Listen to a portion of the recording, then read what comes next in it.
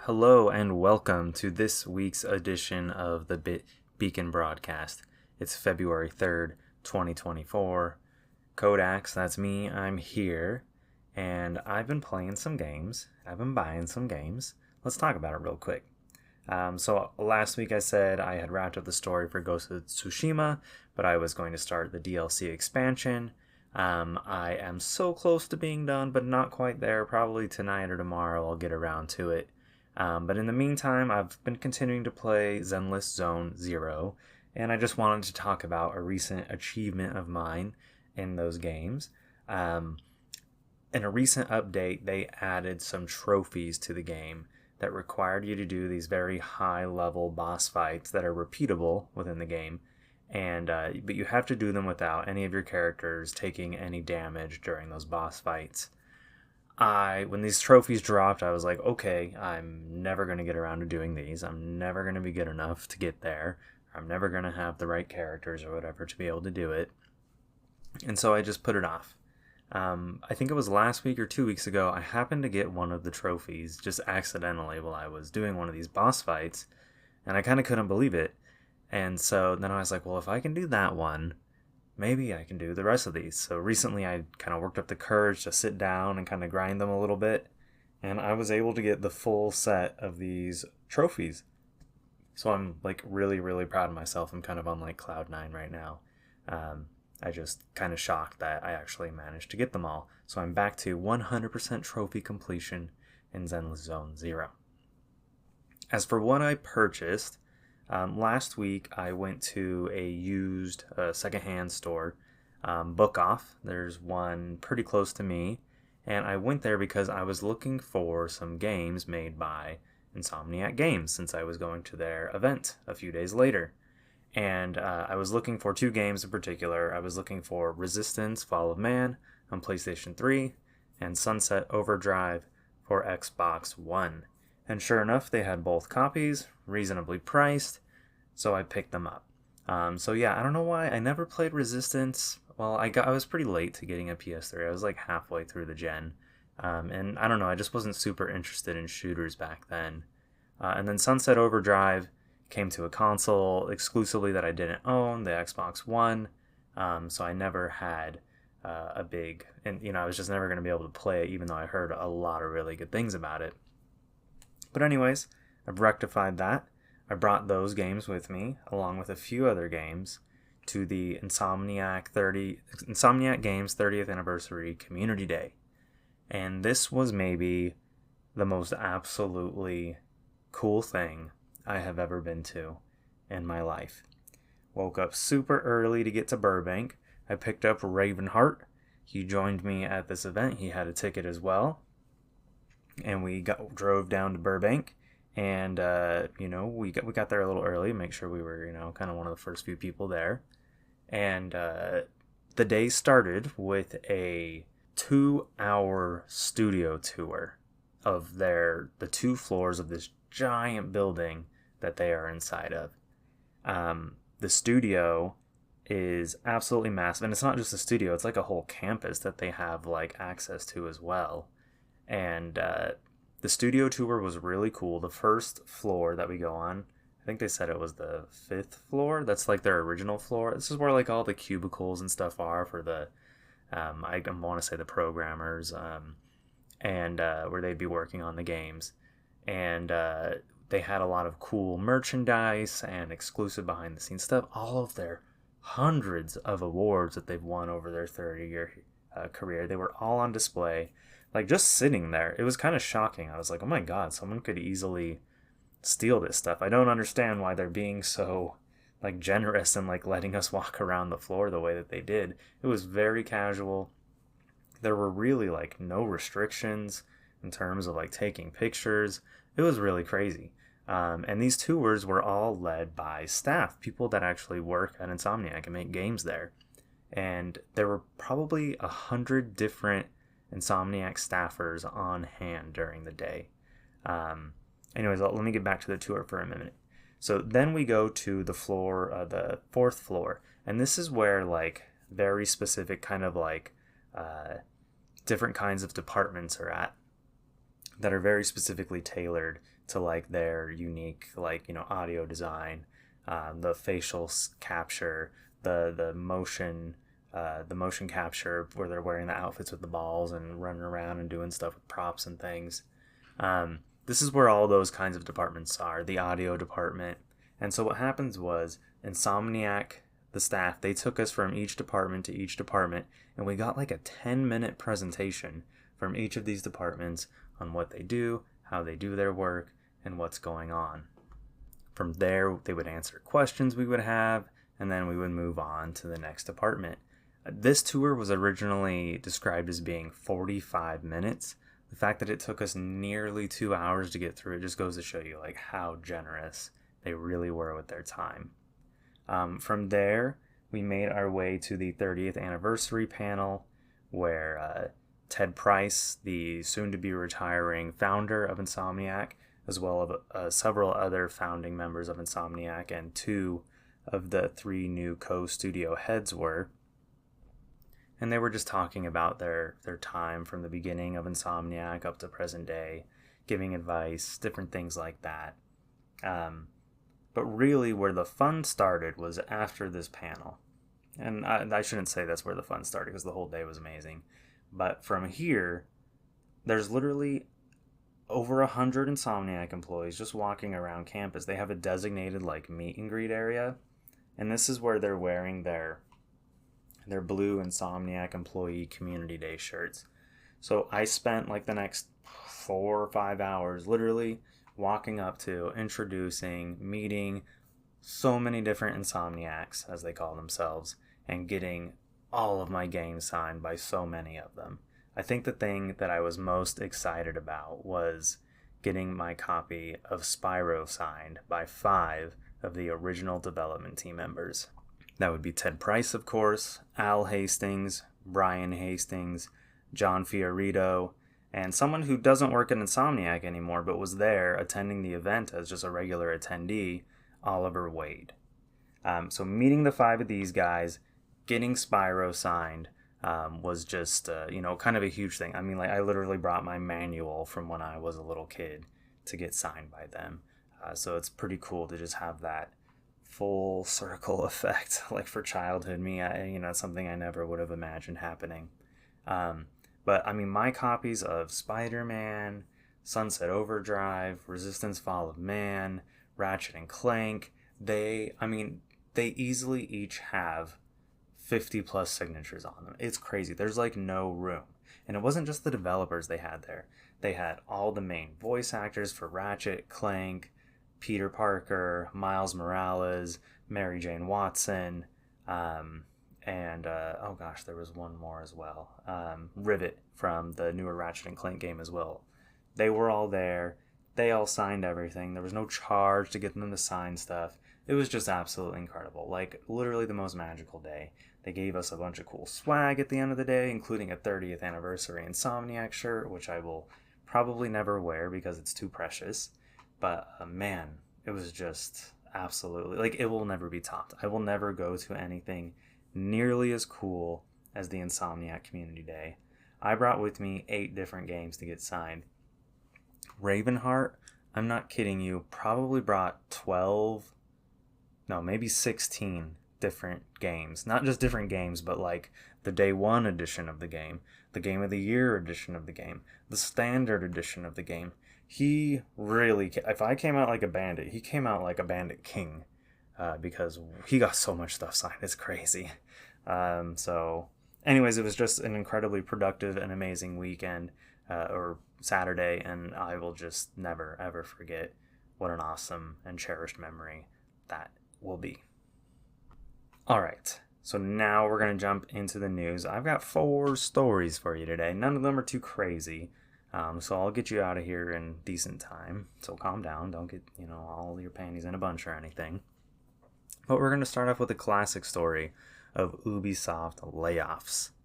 So Ubisoft, in its continued attempt to get lean and ready itself for some kind of deal to keep it alive, has made the decision to close another studio and implement layoffs at others. Ubisoft Leamington is bearing the brunt of this news with a full studio closure. Ubisoft acquired Leamington from Activision in 2017. They were previously known as Freestyle Games. Freestyle Games worked on the DJ Hero games and later would act as a support studio for multiple Call of Duty titles at Activision. Once Ubisoft acquired Freestyle, they continued to act as a support studio on titles like Far Cry 5, Avatar Frontiers of Pandora, Skull and Bones, and Star Wars Outlaws, just very recently. So when I say a support studio, what I'm talking about is a game studio who doesn't really make their own games anymore. They just take chunks of work that other studios need done, but they just don't have the manpower to do, and they'll focus in on like a certain kind of system or a certain aspect of the game. Could be like a mini game or a side content kind of thing, and then that stuff gets digitally shipped back to the primary studio to get sort of Frankensteined into the main game that they're working on. But it wasn't just Leamington, though, that suffered. Ubisoft Dusseldorf, Ubisoft Stockholm, and Ubisoft Reflections all suffered layoffs as well. Ubisoft provided the following statement to Video Game Chronicles regarding the situation. As part of our ongoing efforts to prioritize projects and reduce costs that ensure long-term stability at Ubisoft, we have announced targeted restructurings at Ubisoft Dusseldorf, Stockholm, and Reflections, and the permanent closure of Ubisoft Leamington site. Unfortunately, this should impact 185 employees overall. We are deeply grateful for their contributions and are committed to supporting them through this transition. Yes, those employees are simply transitioning into the next phase of their careers, unemployment. Okay, PlayStation Plus. This is like a sore spot for me. I'm angry about PlayStation Plus, and this is just going to make me angrier. In a PlayStation blog post detailing the upcoming February benefits for PlayStation Plus subscribers, an additional note was posted about changes coming to PlayStation Plus next January. Here's what it said. As many of our players are currently playing on PS5 and have shifted towards redeeming and accessing PS5 titles from the monthly games and game catalog benefit, PlayStation Plus is also evolving with this trend and will focus on offering PS5 titles through the monthly games and game catalog benefits starting January 2026. As we shift to PS5, PS4 games will no longer be a key benefit and will only occasionally be offered for PlayStation Plus monthly games and game catalog starting January 2026. So I love how, before we go any further, I love how they basically say, well, we're seeing that you guys are redeeming these free PlayStation 5 games we keep offering to subscribers. So because you're doing that, we're going to only offer you PlayStation 5 games going forward. Like, they basically say, like, hey, this is your fault we're shifting this way. This is what you're doing, so that's what we're going to give you. Now, there are lots of games that only come to PlayStation 4 still, don't have a PS5 version, or maybe they're games in another country that are just now making their way over here in English that are still PS4 only. Now, PS4 games play just fine. They play great. They even look amazing on PlayStation 5. So it's kind of crazy that they're like somehow shifting the blame. Like, this is happening because you guys are doing this thing that we're giving you as part of your benefit. Like, I'm sure people are still, like, if you redeem a PlayStation 5 game, you're probably going to redeem the PlayStation 4 game that's also free that month. Like, literally, you just hit this button that says add to account. Like, it's not like it's some, like, it requires a ton of effort from the individual. So currently, PlayStation Plus offers monthly free games to add to your library that remain in your library for as long as you're a PlayStation Plus subscriber.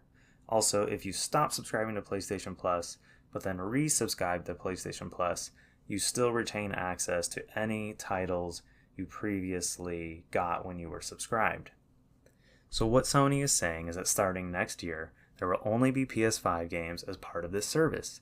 That means the millions of PS4 gamers around the world, still paying for PlayStation Plus because it's required to play games online, will begin receiving no free game benefits, just the bare bones benefits like online play and cloud saves for their games. Will the price go down for PlayStation Plus for those users? No. This comes after September of 2023 when Sony raised the price of PlayStation Plus from $60 to a staggering $80 a year. And what benefits did they add then?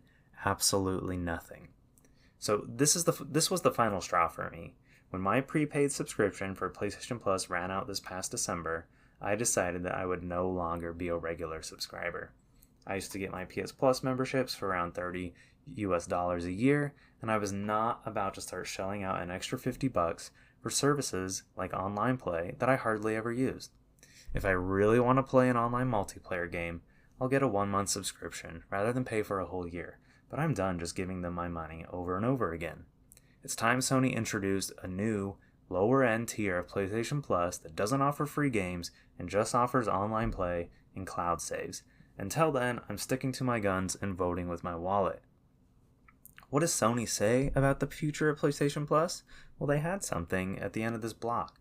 They said, "We'll continue to evolve the experience of PlayStation Plus and optimize the benefits you receive, including exclusive discounts, online multiplayer access, online game save storage, and more. As we shift our focus to PS5, we look forward to adding new PS5 titles monthly for you to enjoy." Sounds to me like a whole lot of spin. Okay, still talking about PlayStation here. The great PlayStation leadership shuffle of 2023 has finally concluded in 2025. Hiroki Totoki is being promoted to CEO of the entirety of Sony Group, so somebody is going to need to fill his vacancy that he has been temporarily filling at Sony Entertainment, Interactive Entertainment. I will say I am going to miss saying Hiroki Totoki, but let's welcome in here Hideaki Nishino. He's now going to be taking over as CEO of Sony Interactive Entertainment, aka PlayStation. Herman Hulst will retain his role as CEO of Studio Business Group, aka First Party PlayStation Studios. Nishino was an unknown entity to me until he made his PlayStation debut during the 30th anniversary product announcement video last, October or something? But he didn't really leave the best impression on me during the video. He was co-hosting it with like this woman, and he kept being like very dismissive of her. Like she would start saying something and he'd be like, yeah. And it's like it kept cutting her off, yeah. And I was like, bro, I don't know if it was like a cultural difference thing or if he didn't realize that saying yeah sounded really rude. But it was a little tough to watch. But I don't know. I can't judge him entirely on that. It's just kind of bizarre. I highly recommend it. This is the video where they announced the 30th anniversary PlayStation Pro, Portal, and all those other limited edition 30th anniversary products. It's just worth watching it for the cringe alone. So what I hope is that he's interested in righting the ship and steering PlayStation away from its live service dumpster fires and back into doing what they do best. Making single player amazing games. I'll handle some co-op, but yeah, stop with the live service, guys. You guys aren't good at it. You can't make it. Okay. Beyond Two Souls.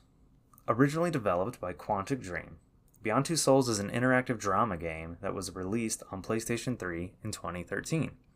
It was the follow-up to their sleeper hit game, Heavy Rain, another game that's sort of an interactive movie drama kind of thing. Both of those games were effectively, not what people, no one was making something like that at the time. They blew people away, not necessarily because they were good, but because they were interesting. So I was a fan of both of these games. I think I was working at Target when both of them came out. I was a big fan of Heavy Rain. Heavy Rain did have a really good kind of twist, but it was the weirdest game ever. It was set in Boston, and all the actors were French because the game was made in France. So it was the weirdest French Bostonian accent I have ever heard. There's some great memes to come out of the game too. If you have a PS3, or I think they're both on PC as well, you should check those games out. They are a trip. A lot of fun too. You can just laugh at the whole thing. or you can take it seriously, that's fun too. But yeah, they were a great ride because they were just totally unexpected. You didn't know what was going to happen next. They were very twisty, kind of in an M. Night Shyamalan way, but like more campy, maybe not by intention, but that's just kind of how they are. But both of these games went all in on the idea. Sorry, the second game went all in on the idea of like really having a movie feel. They enlisted Elliot Page and Willem Dafoe to play the lead characters. Now, fast forward more than a decade later, Deadline has reported that Elliot Page's production company, Pageboy Productions, has acquired the rights from Quantic Dream to develop Beyond Two Souls into a television series. This came as a shock to many, as the game was seen as a bit of a disappointment compared to Heavy Rain. Beyond Two Souls was a game that was like desperately in need of someone to like tell David Cage, the creator of these games, hey, no, maybe that's not a great idea. But instead, they just did everything that he wanted to do. And I don't know, maybe it's better for it in retrospect because it is such a wild trip of a game. But I don't know, this is just kind of an unexpected one to see getting an adaptation. But I guess it does make sense. Elliot Page was involved with the game. Now Elliot Page is going to be involved with the movie or the TV show. I do wonder, does Elliot plan on starring in the show as like doing their role? I'm not sure that they will. I could maybe see a different role for them somewhere in the game. Maybe they could be Aiden. Anyways, I'm curious to see how that plays out. But having played both of these games and enjoyed them, I will say in particular Beyond Two Souls is really strange. It does have some very unique gameplay concepts, and I've never played anything else quite like it since. So consider me intrigued by this development. Elliot had a public comment about the project, and they said, filming the game was one of the most challenging and fulfilling acting experiences of my career. The story's rich narrative and emotional depth offer us a fantastic foundation. We want to create a unique vision of the characters and their journeys that resonates with fans and newcomers. So clearly Elliot's involved, apparently had like the time of their life making the video game, which I don't think anybody thought they did or thought Elliot did. But yeah, they like it a lot. I guess maybe, I've been hearing a lot about actors basically having to make production companies to create work for themselves. And I don't know, like there's a rumor going, not really a rumor, but apparently the guy from the Shang-Chi Marvel movie, Simu Liu, he is adapting Sleeping Dogs, which is a Square Enix game. Like he's acquiring the rights to that so he can star in it, basically make your own vehicle, I guess. So Quantic Dream's very own David Cage had the following to say. We are absolutely thrilled to collaborate again with Elliot Page on this project. I was blown away by his acting performance in the game, and I couldn't think of anyone else to tell this story with the same passion in another medium. Beyond Two Souls is a very special game for millions of players around the world who are moved by the story of Jodie and Aiden, and their journey in life and beyond. I know that Elliot has all the talent and instinct to make something really unique on TV. Now, I know a lot of games over the years had false starts to making a movie adaptation happen. But I do hope this one project happens to come to fruition, if only to read the bizarre reactions audiences are likely to have online on different forums. Anyways, have a good one, and transmission.